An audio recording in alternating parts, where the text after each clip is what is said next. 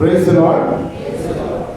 प्रियो, आज पेंटेकोस्ट के बाद का 16वां रविवार है। पेंटेकोस्ट के बाद का 16वां रविवार है और आज का विषय हमसे कहता है the reward of persevering in faith. The reward of persevering in faith. विश्वास पर अटल रहने का पुरस्कार। विश्वास पर अटल रहने का पुरस्कार। आइए हम इस समय प्रार्थना करेंगे और उसके बाद में परमेश्वर के वचन में हम लोग ध्यान करेंगे। प्रभु जी, हम आपको धन्यवाद देते हैं, आपके नाम की स्तुति और महिमा करते हैं। इस समय के लिए आपने लिया आपके पाक कलाम को प्रभु जिसे पढ़ा गया है उसके सुनने में प्रभु हमारी सहायता कीजिए और आपका प्रत्येक वचन हमारे हृदय की जमीन पर बीज बनकर बोया जाए, 30 गुना, 60 गुना और 100 गुना को फल लाए। तमाम शैतानी ताकतों को हमें यीशु नासरी के नाम से प्रभु बांध देते हैं। आए के समय को आपके हाथों में सौंपते हुए छोटी सी विनती यीशु नासरी के नाम से मांगते से बड़ी दया से ग्रहण कीजिए। आमीन। प्रियो, आज हमने 3 शास्त्र पाठ हमने पढ़े हैं। उत्पत्ति उसका 32वां अध्याय और उसका जब हम लोग पढ़ते हैं 22 से लेकर 30 वचन, तो यहाँ पर याकूब के बारे में हम लोग देखते हैं कि याकूब अपने 11 बेटों को लेकर वो जब अपने भाई की ओर वापस लौट रहा था तो उस समय में वहां पर एक व्यक्ति नदी के उस पार उसको मिलता है और उससे रात भर मल्लयुद्ध करता है और उसके बाद में जो है वो उसको आशीष देता है, याकूब को आशीष देता है और उसका नाम याकूब से बदलकर इज़राइल करके रख देता है। इज़राइल करके उसका नाम वहां रख देता है और याकूब उसको जाने नहीं देता, उसको जो है पकड़ कर रखता है कि जब तक तू मुझे आशीर्वाद नहीं देगा तब तक मैं तुझे छोड़ूंगा नहीं। आज का जो विषय हमसे कहता है कि विश्वास पर अटल रहने का पुरस्कार। हमको हमारे विश्वास में अटल रहना है। अटल रहने का मतलब यह है कि छोड़ना नहीं है। यहां पर याकूब जो है वो अपने विश्वास पर अटल था और वो उस व्यक्ति को उसने तब तक जाने नहीं दिया जब तक उसको उसकी ओर से आशीर्वाद नहीं मिला। एक नया नाम जब तक उसे नहीं मिला तब तक उसने उस व्यक्ति को छोड़ा नहीं करके हम देखते हैं। दूसरा जो शास्त्र पाठ हमने पढ़ा है आज का वो है इब्रानियों उसका 11 अध्याय 1 से 10 वचन में हम देखते हैं, जहां पर हम लोग देखते हैं कि जो विश्वास के जो हीरोज है उनके बारे में वहां लिखा गया है। जो हीरोज ऑफ फेथ करके हम इसको कहते हैं, ये जो चैप्टर है उसको हीरोज ऑफ फेथ करके कहा जाता है। यहाँ पर तमाम पुराने नियम से जितने भी लोग विश्वास में मजबूत रहे उनके बारे में यहाँ पर बताया गया है। नूह के बारे में लिखा गया है, हाबिल के पास से शुरुआत होती है, उसके बाद में नूह के बारे में बताया गया, अब्राहम के बारे में बताया गया और जितने भी विश्वास के जो लोग थे शुरुआत होती है यीशु मसीह के साथ की यीशु मसीह के ऊपर हमारा विश्वास रखना है, उसकी ओर देखकर हमें चलना है करके वचन वहां पर कहता है। आज का जो विषय हम ध्यान कर रहे हैं वो कहता है कि विश्वास पर अटल रहने का पुरस्कार हमें मिलता है जब हम विश्वास पर अटल रहते हैं। आज हम लोग उसी विषय पर जब हम ध्यान करते हैं तो जो हमारा आज का शुभ समाचार पाठ हमने पढ़ा है जिसमें हम आज का हमारा मनन करने वाले मत्ती उसका 15 अध्याय और 21 से 28 वचन, यहाँ पर एक कनानी जाति की एक स्त्री है और उसके विश्वास के बारे में हम लोग आज ध्यान करने वाले हैं। अब ये जो स्त्री है ये कनानी है, ये यहूदी नहीं है। कौन सी स्त्री है? ये कनानी स्त्री है, ये यहूदी स्त्री नहीं है। इसका मतलब क्या है? ये अन्य जाति की स्त्री है ना। यहूदियों के हिसाब से अगर कहा जाए तो ये कौन सी स्त्री है? अन्य जाति की स्त्री है। अगर हम अपने आप को यहूदियों की जगह पर हम रखकर देखते तो हम लोग कौन है? हम लोग मसीही लोग हैं। हम लोग अभी अपने आप को अगर हम यहूदी समझे या उनके स्थान पर जैसे यहाँ पर लिखा गया है तो हम कौन है? हम लोग मसीह लोग हैं। और हम लोग दूसरे लोगों को क्या करके देखते हैं? जो गैर मसीह को क्या बोलते हैं हम लोग? अन्य जाति के लोग, है ना। तो ये जो पूरा संसार है, अगर इस संसार की अगर हम लोग बात करते हैं तो ये संसार 2 ग्रुप्स में बटा हुआ है।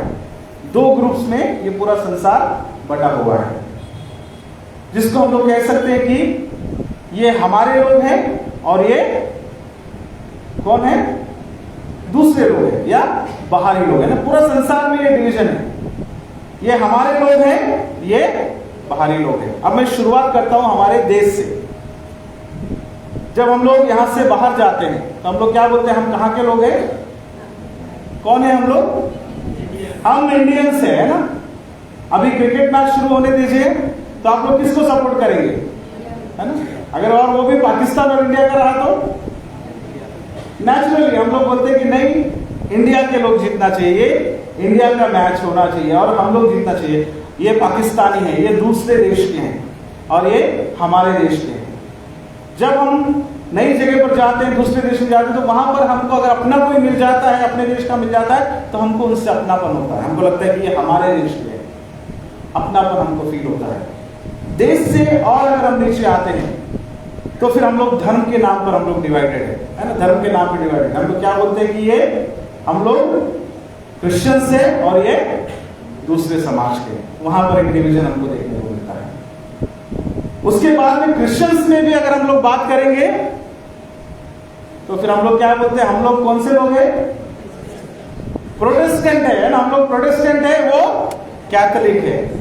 और अगर और डिवीजन को हम बात करेंगे और उसके बाद और अंदर प्रोटेस्टेंट में आने के बाद में हम क्या बोलेंगे, हम कौन लोग हैं?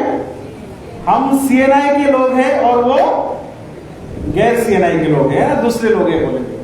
अब और उसमें और अंदर आने के बाद में हम क्या बोलते हैं, हम सेंट थॉमस के लोग हैं, वो लोग ऑल सेंस के लोग हैं, 1840 के लोग हैं, दूसरी चर्च के लोग हैं, है ना। फिर हम लोग एक और छोटा दायरा हो जाता है हमारा। अब उसमें और कम करें तो ये हमारे परिवार के लोग हैं, ये दूसरे परिवार के लोग हैं। चर्च में भी डिवीजन है, या फिर ये हमारे ग्रुप के लोग हैं, वो दूसरे ग्रुप के लोग हैं ना। पॉलिटिकल डिवीजन भी है चर्च में। फिर उसके बाद और हम उसको कम करें तो हम क्या बोलते हैं, फिर घर में आने के बाद में भी, घर के अंदर में भी भेदभाव होता है। होता कि नहीं होता? होता कि नहीं होता? कुछ लोग माँ के फेवरेट रहते हैं, कुछ लोग है ना पापा के फेवरेट रहते हैं। बच्चों में भी हम लोग कहते हैं कि नहीं, ये तो मम्मा का बेटा है या ये तो पापा का बेटा है। हम लोग वहां पर भी डिवीजन करते हैं। फिर बेटा और बेटी में भी डिवीजन हम लोग देखते हैं कि ये बेटा है तो ऐसा रहना चाहिए और बेटी है तो ऐसे रहनी चाहिए। कहने का मतलब यह है कि हमारा पूरा संसार और पूरे समाज की जो संरचना है वो दो भागों में है, कि ये हमारा है और ये दूसरा है। आज का जो विषय हम लोग ध्यान कर रहे हैं, एक कनानी स्त्री है जो दूसरी है, जो बाहरी है, जो यहूदी नहीं है। लेकिन आज हम उसके विश्वास के बारे में हम जानने जा रहे हैं मेरे प्रियो। उसके विश्वास को हम देखते हैं कि कैसे अटल रहने के द्वारा उसको उसके विश्वास का पुरस्कार मिला। कई बार हम जब दूसरों को हम कहते हैं कि ये हमारा नहीं है, ये अन्य जाति का है, ये दूसरा है करके हम कहते हैं, लेकिन कई बार हमसे ज्यादा मजबूत विश्वास किनका होता है? वो दूसरे का होता है। हमको ऐसा लगता है कि हम लोग मसीह लोग हैं तो हम लोगों को ज्यादा अधिकार मिला है, हम ज्यादा जो है हम लोग क्लेम करते हैं कि हमको सब चीजें मिलनी चाहिए। लेकिन कई बार हमसे ज्यादा दूसरा व्यक्ति जो है वो विश्वास में मजबूत होता है और प्रभु उसको आश्रित करता है। आज का जो विषय में हम लोग देखते हैं, या जिस स्त्री के बारे में देखते हैं, अगर इस कहानी को आप लोग फिर से ध्यान देंगे तो यहाँ लिखा है कि एक कनानी स्त्री यीशु मसीह के पास में आती है और आकर क्या करके चिल्लाती है, कहती है कि हे प्रभु, दाऊद की संतान, मुझ पर दया कर, मेरी बेटी को दुष्टात्मा सता रहा है। और उसके बाद में हम देखते हैं कि यीशु मसीह ने उसको कुछ भी उत्तर नहीं दिया। अब यीशु मसीह ने उत्तर क्यों नहीं दिया? क्यों नहीं दिया? आप लोगों के प्रश्न है, क्यों नहीं दिया यीशु मसीह ने उत्तर? हाँ? दूसरे समाज की थी, है ना? बिल्कुल सही है आपका। क्योंकि वहां पर यीशु मसीह एक यहूदी है, लोग भी यहूदी उनके साथ में, लेकिन वहां पर स्पेसिफिकली वहां लिखा है कि वो कनानी स्त्री है और वो पुकार रही है, तो वहां पर यीशु मसीह ने उसकी ओर ध्यान नहीं दिया करके लिखा है। अब यीशु मसीह ने क्यों नहीं ध्यान दिया, आगे हम लोग उसके बारे में विचार करेंगे। अब आपको ये भी प्रश्न आएगा कि यीशु मसीह ने तो ऐसा भेदभाव नहीं करना चाहिए। हम लोग तो करते हैं, लेकिन हमको यीशु मसीह अच्छा होना चाहिए, भले हम कैसे क्यों ना हो, है ना? हम लोग बोले यीशु मसीह तो बिल्कुल भेदभाव नहीं करना चाहिए, हम कर सकते हैं। लेकिन यहां पर भी यीशु मसीह के बारे में जब हम देखते हैं, कोई पूर्ण मनुष्य है, और एक समाज से वो आते हैं। तो यहाँ पर यीशु मसीह के पास में, जब यीशु मसीह के पास में वो स्त्री आई तो उसने उसकी ओर ध्यान नहीं दिया। फिर उसके बाद में हम देखते हैं कि वो कहां पर गई, वो यीशु मसीह के चेलों के पास में गई और चेलों को उसने जाकर विनती की। तो वहां पर चेले चिढ़कर यीशु मसीह के पास में आते हैं और क्या कहते हैं, इसे विदा कर, क्योंकि ये हमारे पीछे चिल्लाती हुई आ रही है। वो भी उसके ऊपर कोई दया खा के नहीं आ रहे हैं ना। वो लोग क्या बोलते हैं जाके यीशु मसीह से, अरे इसका जो करना है कर दो, जल्दी इसको भगा दो। कई बार अगर कोई हमको परेशान करता है तो हम लोग बोलते हैं इसका जो देना है देके भगा दो, बोलते हैं हटा दो उसको यहां से, क्योंकि हम नहीं चाहते कि वो हमारे पास में आए या हमारे पीछे आए। और उसके बाद में हम लोग उस घटना में हम लोग देखते हैं कि यीशु मसीह चेलों को जवाब देते हैं कि इस्राएल के घराने की खोई हुई भेड़ों को छोड़ मैं किसी और के पास नहीं भेजा गया। मुझे किस लिए भेजा गया? केवल इस्राएल को बचाने के लिए भेजा गया, इस्राएल के लोगों को बचाने के लिए भेजा गया, अन्य जातियों के लिए मुझे भेजा नहीं गया करके यीशु मसीह वहां पर कहते हैं। फिर वो स्त्री सामने आती है और यीशु मसीह को दंडवत करती है, प्रणाम करती है और कहती है कि हे प्रभु मेरी सहायता कर। उसके बाद फिर से यीशु मसीह एक रूड जवाब वहां पर देते हैं, है ना। क्या जवाब देते हैं कि क्या देते हैं वहां पर जवाब, कि लड़कों की रोटी को कुत्तों के आगे डालना अच्छा नहीं है। कुत्तों के आगे डालना अच्छा नहीं है। अगर मान लीजिए उस स्त्री की जगह हम लोग रहते थे और हमको अगर यीशु मसीह, है ना, ऐसा अगर शब्द इस्तेमाल करते, कुत्तों के आगे रोटी डालने की जरूरत नहीं है, तो हमारा रिस्पॉन्स कैसा होगा? कैसा होगा? भूल जाइए वो यीशु मसीह है और भूल जाइए कि आप क्रिश्चियन है। तब तो आप लोग पहले आस्तीन ऊपर करते थे और शुरू हो जाते थे वहां। ये हमारा मतलब है, हमको कुत्ता बोला, हम क्या कुत्ते दिख रहे क्या? है ना, इस तरीके से हमारा रिएक्शन आ रहा है। हम लोग पादरी अगर थोड़ा दो बार ज्यादा बोल दिए वचन में तो ही हम लोगों को बुरा लगता है, कुत्ता बोल दिया तो सोचो कितना खतरनाक हो जाए। तो इस तरीके से जो है रिस्पॉन्स हो सकता था, लेकिन उस स्त्री ने क्या किया? उसने कहा कि जो चूर चार तेरी मेज पर से गिरते हैं वो भी कुत्ते खाते हैं।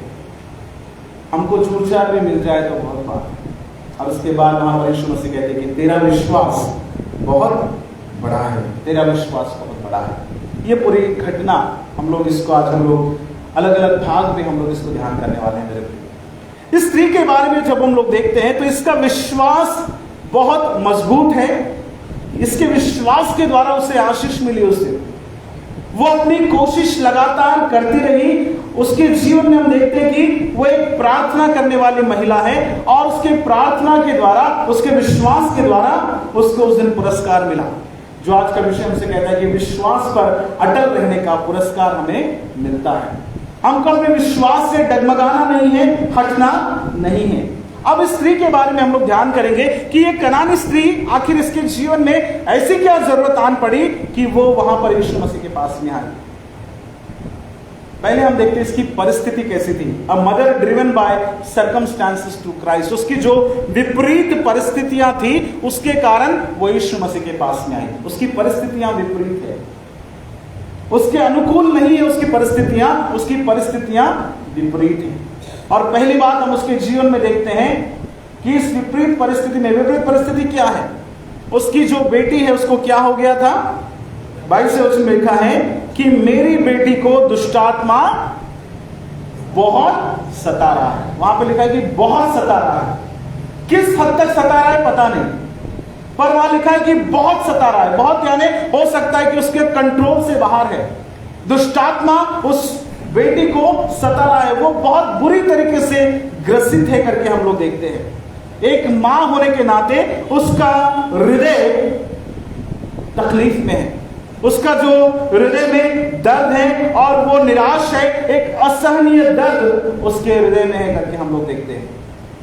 और हो सकता है उसके पहले वो और कहां जाकर आई होगी। अगर हमारे बच्चों की तबीयत ठीक नहीं होती या अगर हमारे माता पिता जिनसे हम प्यार करते हैं, अगर हम देखते हैं कि उनका अगर तबीयत ठीक नहीं होगा तो हम लोग क्या करते हैं? हम लोग अच्छे से अच्छे डॉक्टर के पास में जाते हैं, अच्छे से अच्छा इलाज कराते हैं। और अगर हमको पता चला कि इसका इलाज अगर यहाँ नहीं हो रहा है इस डॉक्टर के पास, और कोई नया डॉक्टर अगर हमको पता चले कि नहीं, किसने बताया कि उसके पास जाओ वो अच्छा करेगा, तो हम जरूर वहां पर जाते हैं। लोग यीशु मसीह के पास कब आते हैं? जब सारी परिस्थितियों से हार जाते हैं, जब सारे जगह से निराश हो जाते हैं, तब हम परमेश्वर के पास में आते हैं। हम लोग भी कई बार ऐसा ही करते हैं, जब बीमारी छोटी होती है तब हम यीशु मसीह के पास में नहीं आते। कब आते हैं यीशु मसीह के पास में? है ना, जब सब कुछ खत्म हो जाता है, सारी आशाएं खत्म हो जाती है। ज्यादातर जो नए विश्वासी अन्य जाति से जब लोग आते हैं तो पहले वो सब ट्राई कर चुके होते हैं, उसके बाद में ही यीशु मसीह के पास में आते हैं। उनको कोई बताता है कि तुम चर्च में जाओ, जाकर प्रार्थना करो तो तुम लोग अच्छे हो जाओ, तो पहले पूरी दुनिया घूम लेते हो और उसके बाद में यीशु मसीह के पास में आते। यहाँ पर भी ये जो स्त्री है वो यीशु मसीह के पास में कब आई? जब उसने सब कुछ ट्राई कर लिया। उसको किसी ने बताया होगा कि यीशु मसीह है जो चंगाई देते हैं, यीशु मसीह है जो लोगों को अच्छा करते हैं। अपने बच्चे के ऊपर में प्रेम के द्वारा वो यीशु मसीह के पास में, क्योंकि वो अपने बच्ची के लिए एक सर्वोत्तम आशीष चाहती थी। वो चाहती थी कि उसकी बच्ची बच जाए, उसके जीवन से दुष्टात्मा का वो प्रभाव वहां से निकल जाए। प्रियो, हम लोग, हर माँ जो यहाँ पर बैठी है, आप इस बात को समझ सकते हैं कि कैसे उस माँ का हृदय में दर्द है, तकलीफ है। वो अपने बच्ची के जीवन को बचाने के लिए यीशु मसीह के पास में बहुत दुख के साथ आती है, बहुत निराशा के साथ में आती है। तो पहली बात हम देखते हैं उसके जीवन में क्या है। उसके जीवन में प्रेम है। किसके प्रति प्रेम है? किसके प्रति प्रेम है? यीशु मसीह के प्रति प्रेम नहीं है। किसके प्रति प्रेम है? उसकी बेटी के लिए प्रेम है ना। उसको, उसकी बेटी को बचाना है, तो बेटी को बचाने के लिए वो किसी के पास भी जाने के लिए तैयार है, चाहे वो यहूदी व्यक्ति क्यों ना हो। उसको ये मालूम है कि यीशु मसीह यहूदी है, उसको ये मालूम है कि ये हमारी जाति का नहीं है, उसको ये मालूम है कि हमारे समाज का नहीं है। प्रियो, कई बार हम अपने बच्चों के लिए, अपने परिवारजनों के लिए हम ऐसे व्यक्ति के पास में भी जाएंगे, भले जिसको हम अपना दुश्मन मानते हो, हम उसके पास में भी जाकर अगर हाथ जोड़ना पड़ जाए तो भी हम हाथ जोड़ते हैं, क्योंकि हमारा प्रेम किसके ऊपर है? हमारे बच्चों के ऊपर है। हम हमारे दुश्मन से इतनी नफरत नहीं करते जितना हम अपने बच्चे से प्रेम करते हैं। और यही बात है कि ये स्त्री वहां पर गई और यीशु मसीह के सामने वो कहती कि हे प्रभु, मुझ पर दया कर, हे दाऊद की संतान, मुझ पर दया कर, मेरी बेटी को बचा ले, उसको दुष्टात्मा सता रहा है। पहली बात हम देखते हैं कि उसके जीवन में प्रेम है, और उसका प्रेम इस हद तक था कि एक अनजाने व्यक्ति से भी जाकर मिलकर वो मदद की गुहार लगा रही थी। एक स्ट्रेंजर जिसको वो नहीं जानती थी, एक अन्य जाति का व्यक्ति, उसको मालूम है कि मैं कनानी हूं, ये यहूदी है, और उस यहूदी के सामने भी जाकर गिड़गिड़ा रही है। हालांकि ये जो कनानी जो लोग हैं ना, इनका दुश्मनी बहुत पुराना है यहूदी लोगों के साथ। अगर आप उत्पत्ति की पुस्तक से अगर आप पढ़ेंगे तो वहां से आपको मिलेगा। कनानी लोग कौन थे? परमेश्वर ने इस्राएलियों को मिस्र देश से निकालकर कहां पर लाके बसाया? कहां पर बसाया? कनान देश में बसाया। तो कनान वाले पहले से ही वहां पर थे और लोग वहां पर आकर बस गए और बहुत बड़ी जाति वहां पर हो गई। तो दुश्मनी कहां से है? हमारे इंडिया पाकिस्तान की दुश्मनी से भी ज्यादा है, बहुत पुरानी दुश्मनी है। कहां से? वहां से उत्पत्ति की पुस्तक से है, और यहाँ नए नियम तक चल रही है। इसलिए कनानी लोगों को बड़े नफरत तरीके से जो है यहूदी देखते थे, और कनानी लोग भी यहूदियों को पसंद नहीं करते थे। इसका ऐतिहासिक बैकग्राउंड है। और इसलिए यीशु मसीह के पास में जब वो आती है तो वो एक दुश्मन के पास में भी आकर वो गिड़गिड़ाती है करके हम देखते हैं। तो पहली बात, उसके जीवन में एक ऐसा प्रेम है जो दुश्मन से भी जाकर मदद की गुहार लगाती है, अपने बेटी के प्रति प्रेम। प्रियो, जब हमारे जीवन में अपने परिवार के प्रति हमें प्रेम होता है तो हम किसी के भी पास चले जाते हैं, प्रभु के पास में भी आते हैं अन्य जाति के लोग, क्योंकि उनको अपने जीवन को बचाना है, अपने बच्चों के जीवन को बचाना है। दूसरी बात, इस महिला के बारे में, स्त्री के बारे में हम देखते हैं कि इस स्त्री के पास में केवल प्रेम ही नहीं है, इसके पास में अटल विश्वास है। इसका जो विश्वास है वो बिल्कुल ऐसा विश्वास है जो टलने वाला नहीं है, यानी किसी भी बात से वो निराश नहीं होने वाली है, वो जाकर अपनी पूरी कोशिश करती ही है। वो यीशु मसीह के पास में जब आई, उसके पास में अटल विश्वास है मेरे प्रियो। उसको किसी ने बताया कि यीशु मसीह चंगाई करेगा, हो सकता है यीशु मसीह को एक जादूगर समझ के आई होगी, या फिर कोई चमत्कार करने वाला बाबा समझ के आई होगी, कुछ भी समझा होगा, लेकिन उसको मालूम है कि मुझे मेरी बेटी को बचाना है, और अपनी बेटी को बचाने के लिए वो वहां पर आती है, और पहले पुकार कर यीशु मसीह को क्या बोल के बुलाती है? दाऊद की संतान करके बुलाती है। अगर आप पढ़ेंगे 22 वचन में लिखा है कि दाऊद की संतान मुझ पर दया कर। जब ये शब्द उसने इस्तेमाल किए, दाऊद की संतान का मतलब यह है, दाऊद कौन था? दाऊद कौन था बाइबल में? किसका राजा था? इस्राएल का राजा था दाऊद, और ये एक पॉलिटिकल टाइटल था। यीशु मसीह को दाऊद की संतान बुलाने का मतलब यह है कि एक राजनीतिक जो है उनको शीर्षक दिया गया कि ये दाऊद की संतान, इसका मतलब ये राजघराने से आता है, ये राजा का बेटा है, और ये कुछ भी कर सकता है, इसके हाथ में राज है, और ये कुछ भी कर सकता है। वो पॉलिटिकल टाइटल से यीशु मसीह को बुलाती है, लेकिन धीरे धीरे उसके अंदर परिवर्तन आता है, और बाद में वो दाऊद की संतान करके नहीं कहती, बाद में क्या कहती है? हे प्रभु करके कहती है। कई बार लोग यीशु मसीह के पास में कोई बाबा या कोई जादूगर करके आते हैं, लेकिन जब उनको रियलाइज होता है कि ये बाबा जादूगर नहीं है, ये तो सच्चा प्रभु है, तब उसको वो प्रभु करके पुकारते हैं। स्त्री ने शुरुआत दाऊद के संतान से की, लेकिन आखिर में उसने कहा कि हे प्रभु सहायता कर, हे प्रभु मेरी सहायता कर। अगर आगे के वचन में अगर आप पढ़ेंगे तो 25वें वचन में लिखा है, हे प्रभु मेरी सहायता कर। हालांकि हमारे हिंदी बाइबल में ट्रांसलेशन में वहां पर गड़बड़ी है, शुरुआत में वहां पे हे प्रभु का इस्तेमाल हुआ, लेकिन अगर हम लोग ग्रीक बाइबल देखते हैं या दूसरे बाइबल इंग्लिश में अगर हम देखते हैं तो वहां पर वो शब्द का इस्तेमाल वहां पर नहीं हुआ है, वहां केवल दाऊद की संतान करके वहां पे कहा गया। तो ये स्त्री दाऊद की संतान से शुरुआत करती है, और उसके बाद में कहती है कि हे प्रभु मेरी सहायता कर। उसका विश्वास अटल है, एक ऐसा विश्वास है जो यीशु मसीह की संगत में आने के बाद में बढ़ता गया। शुरुआत दाऊद की संतान से की, और आखिर में उसको अपना प्रभु करके स्वीकार किया करके हम देखते हैं बदलाव उसके जीवन में आता है।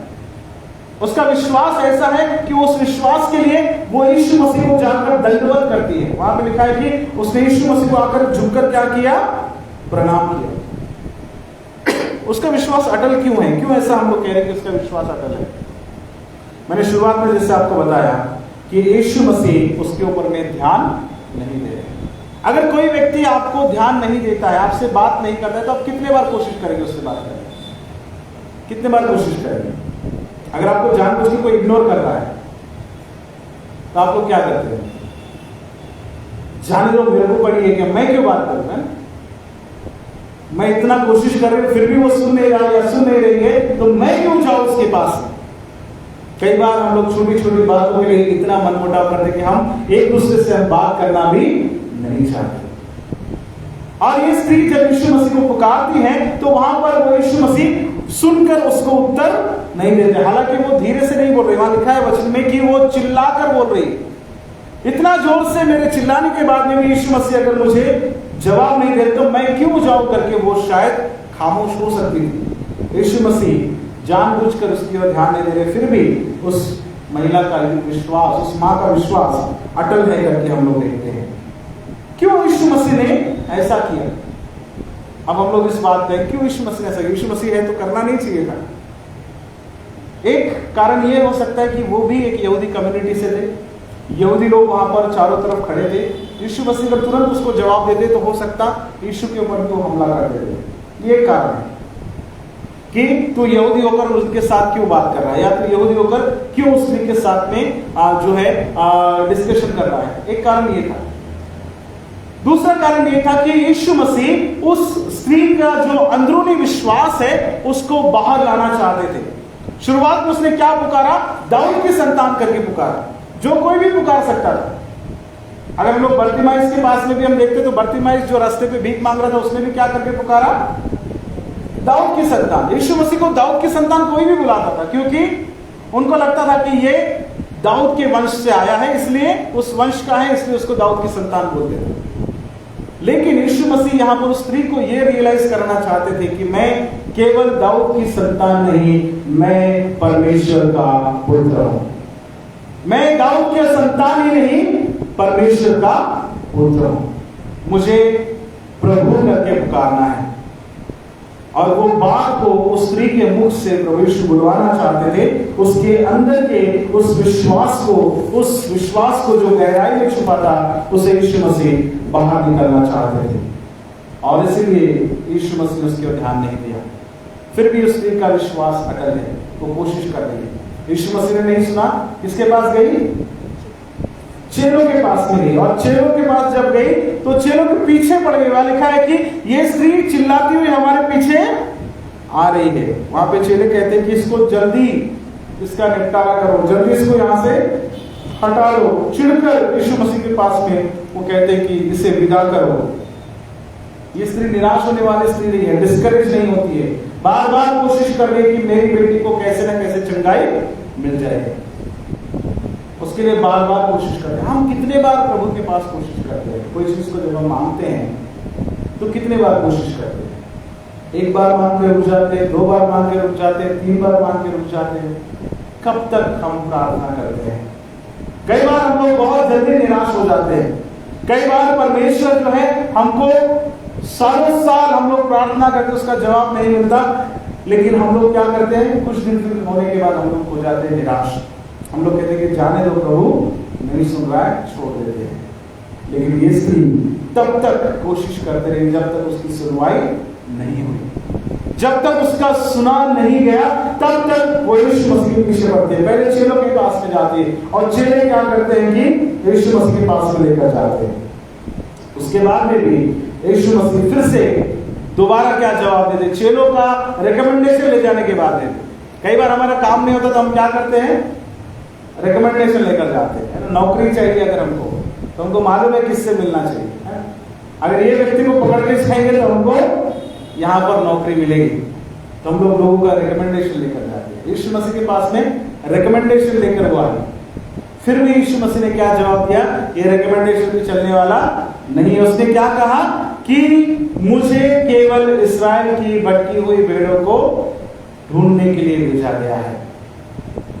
उसके बाद में वो जब देखते कि यीशु मसीह उसके बावजूद भी वैसा जवाब नहीं दे रहे, वो कह रहे कि नहीं, मुझे तो इस्राएलियों के लिए भेजा गया, एक्सक्लूसिव इस्राएल के लिए भेजा गया है, हमारे लोगों के लिए। जैसा मैंने शुरुआत में कहा ना कि मुझे तो हमारे लोगों के लिए भेजा गया है ना। मान लो यहाँ पे चर्च का खाना हो रहा है और अचानक से कोई बाहर वाला आ जाता है, तो सबके सब क्या करेंगे? आप लोग उसकी तरफ ऐसे शक की निगाह से देखेंगे, ये कौन है?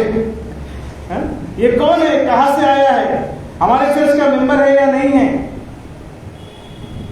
कुछ कुछ चर्च में मैंने देखा कि लोगों को पिटाई करके भी भेज देते खाना अगर वो खाने आ जाते।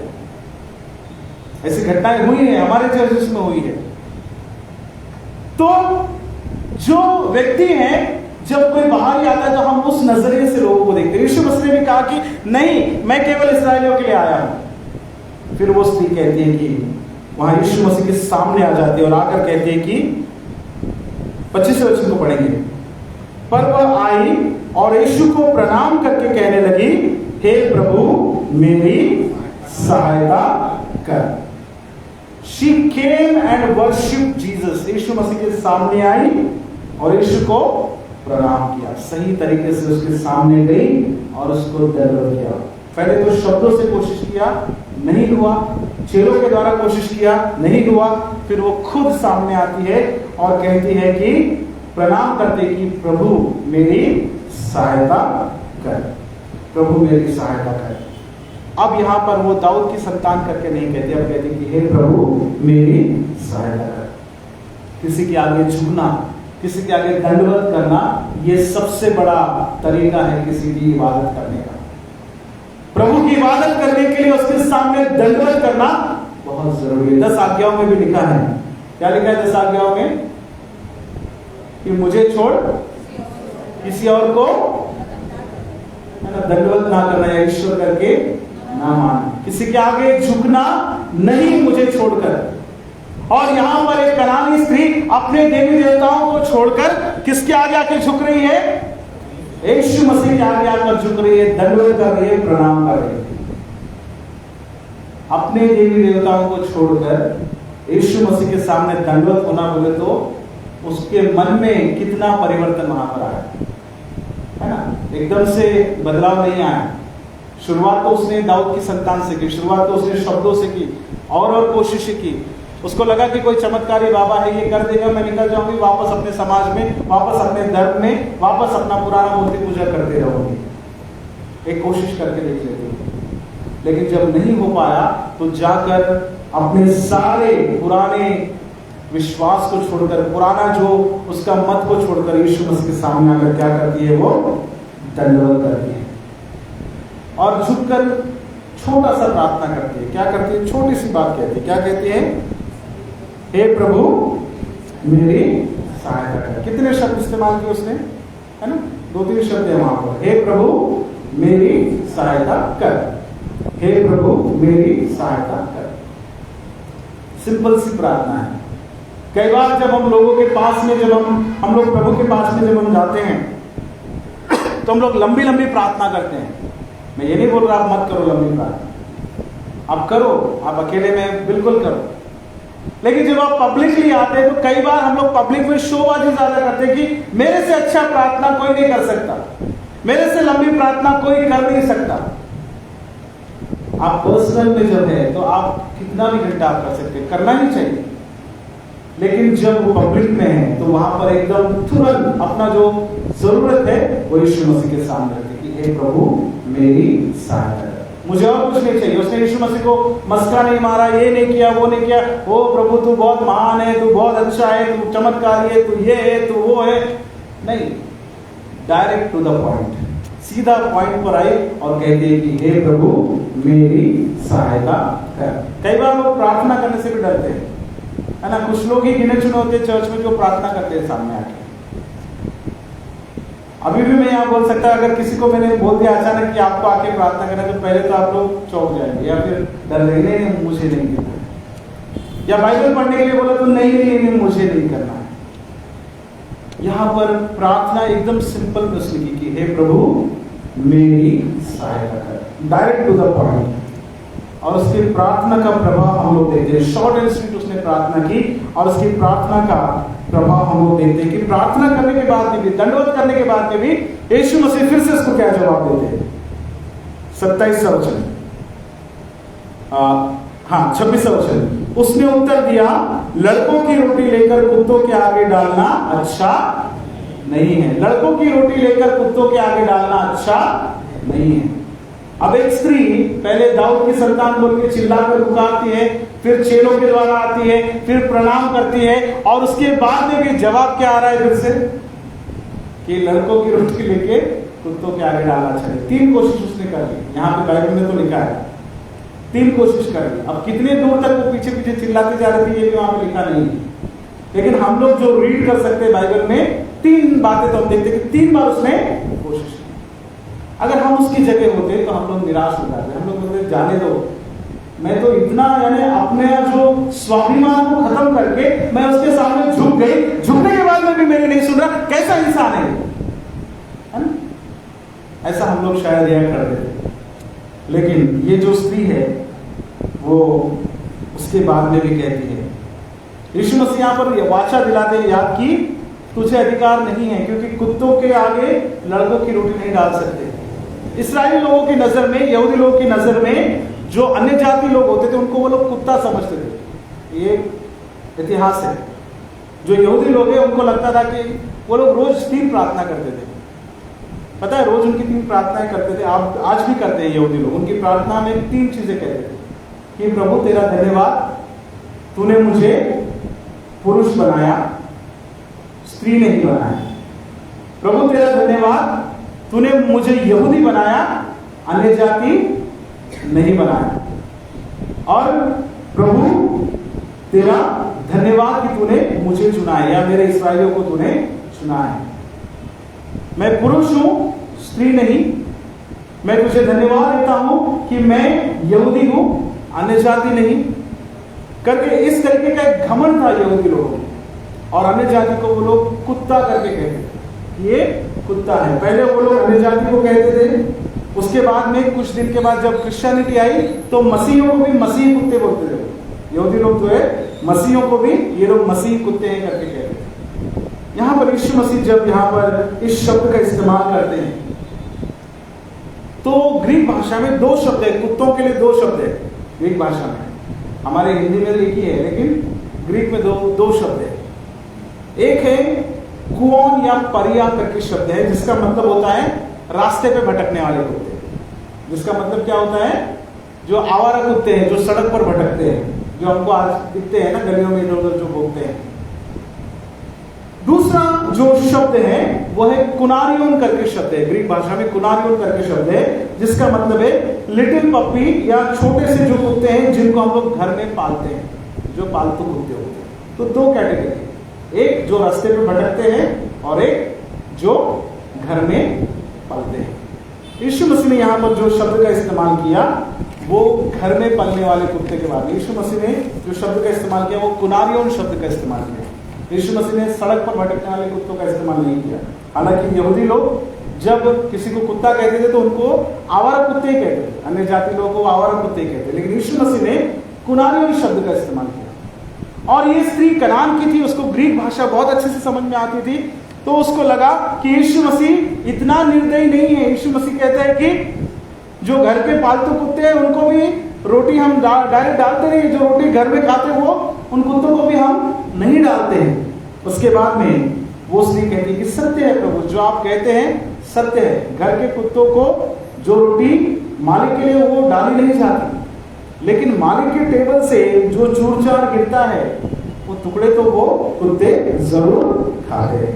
अगर आप अपने घर में पेट डॉग आपका होगा तो आप इस बात को समझ सकते हैं कि जो बचे हुए टुकड़े वो हम लोग क्या करते हैं, अपने जानवरों को हम खिलाते हैं। तो वो यहाँ पर कहते हैं कि कम से कम मैं इस योग्य तो नहीं हूं कि तेरे मेज के करीब आऊं और तेरे पास से रोटी खाऊं, लेकिन जो चूर-चार गिरते हैं वो मैं खा सकती हूं प्रभु। 27 में लिखा, उसने कहा सत्य है प्रभु, पर कुत्ते भी वो चूर-चार खाते हैं जो उनके स्वामियों की मेज से गिरते हैं। कुत्ते भी वो चूर-चार खाते हैं जो उसकी मेज से गिरते हैं। प्रियो, ये वाला प्रार्थना कब करते आपको याद है? आप लोग प्रभु भोजन लेते हैं हमेशा, आपको मालूम है ये करते आप लोग करके? हम लोग प्रेयर ऑफ हम्बल एक्सेस जब करते हैं, विधि की पुस्तक से जब हम पढ़ते हैं, क्या लिखा है कि जो चूर-चार तेरी, हम तो इस योग्य में नहीं कि जो चूर-चार तेरी मेज से है ना जो गिरते उसे खा सके। हम तो इस योग्य नहीं कि तेरे स्नेही के पास में आ सके। हम तो इस योग्य नहीं है, हम तो अन्य जाति के कुत्तों की तरह हम नहीं आ सकते। लेकिन प्रभु ये तेरी दया है, तेरा अनुग्रह है कि इस टुकड़ों में से तू हमें देता है, इन टुकड़ों में से तू हमें देता है। हम कई बार प्रार्थना करते हैं लेकिन हम ये ध्यान नहीं देते, बाइबल का वचन है कि वो चूर-चार, यहाँ पर वो कहती है स्त्री की कम से कम वो चूर-चार हमको दे दे, मेरी बेटी पर दया कर, मेरी बेटी को बचा दे। और उसके बाद में वो कहती है यीशु मसीह को सन ऑफ डेविड की जगह वो वहां पर कहती है कि हे प्रभु करके जो पुकारती है, तो यीशु मसीह उससे कहते हैं कि तेरा विश्वास बड़ा है, हे स्त्री तेरा विश्वास बड़ा है। 28 पर यीशु ने उसको उत्तर दिया और कहा, हे स्त्री तेरा विश्वास बड़ा है, जैसा तू चाहती है तेरे लिए वैसा ही हो। 3 बार कोशिश कर ली और चौथी बार में वो कहती है कि कम से कम चूर-चार तो भी खिला देते हो। 3 बातें स्त्री के जीवन में हम लोग देखते हैं।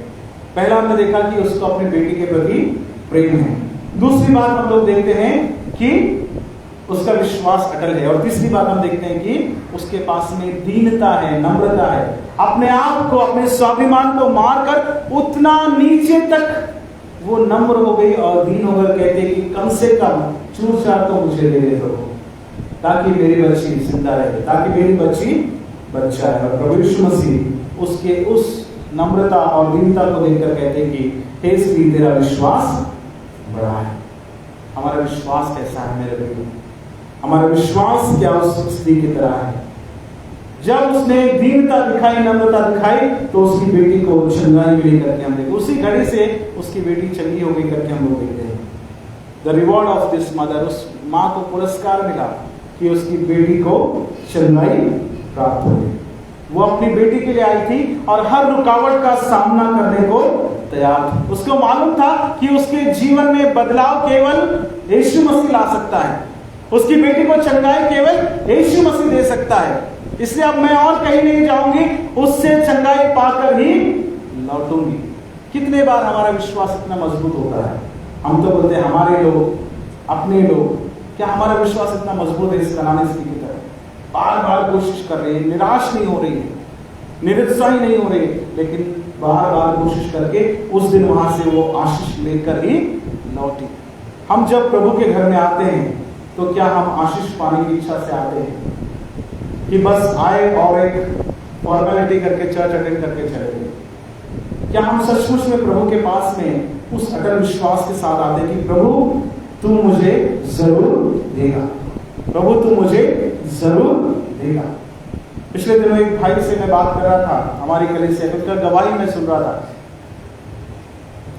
तो उन्होंने बताया कि जब मैं प्रार्थना करता हूं तो प्रार्थना करते समय में मैं केवल 5 दिन प्रार्थना करता हूं कि प्रभु ये मुझे दे, और 5वें दिन के बाद से मैं प्रार्थना करता हूं कि प्रभु धन्यवाद तूने मुझे ये दे दिया है। विश्वास मजबूत होना चाहिए, अटल होना चाहिए, हम कोशिश करते रहना चाहिए।